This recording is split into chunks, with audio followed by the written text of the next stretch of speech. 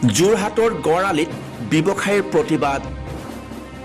হতাব্যস্ত যোৰহাটৰ গড়আলিত আজি হঠাৎ সন্ধিয়া 4 বজাৰ পৰা স্তব্ধ হৈ পৰে সকলো ব্যৱসায়িক প্ৰতিষ্ঠান।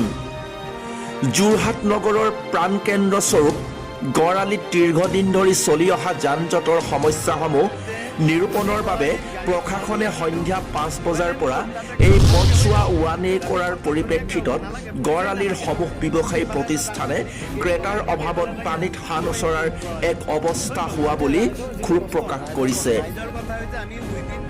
আমি চাম, 3 দিন আমি এই বিষয়ে আন্দোলন চলাই থাকিম। যদি তাহাঁতি ব্যৱস্থা নকৰে, 2 ৱে যদি কৰি নিদিয়ে, তেনেহ'লে আমাৰ এই আন্দোলন চলি থাকিব।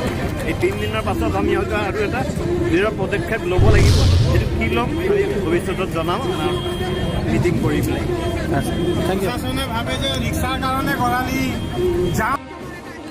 আজি সন্ধিয়া সকলো লোকে 4 বজাৰ পৰা ব্যৱসায় প্ৰতিষ্ঠানসমূহ বন্ধ ৰাখি এক প্ৰতিবাদী কাৰ্যসূচী গ্ৰহণ কৰে।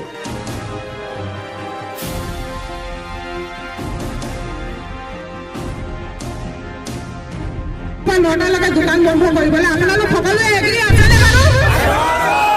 এনেকৈ সবে যদি এক হৈ যায় আমি সকলোৱে উন্নতি কৰিম দেই, আমাৰ দাদাই ক'ব।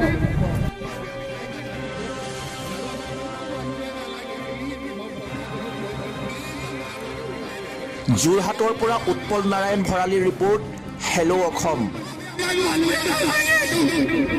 আমি মানুহে বিচৰা নাই, আমি ভালকে বিজনেছ কৰিবলৈ বিচাৰিছো। আমাক বিজনেছ লাগে, শান্তি লাগে, মানুহে নালাগে।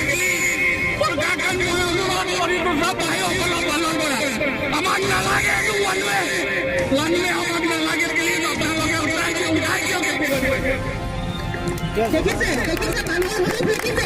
मुझे तो ऐसा लग रहा है कि ये जो गराली के ऊपर में जो अत्याचार हो रहा है, ये शायद बड़े बड़े मॉल्स को फायदा करने के लिए हो रहा है, ताकि बिग बाजार ये विशाल ये उन लोग की दुकानें ज्यादा चले और हम यहाँ पे कोटरा लेके यहाँ पर साइड में चराली में बैठ जाएंगे। हमें ऐसा लग रहा है।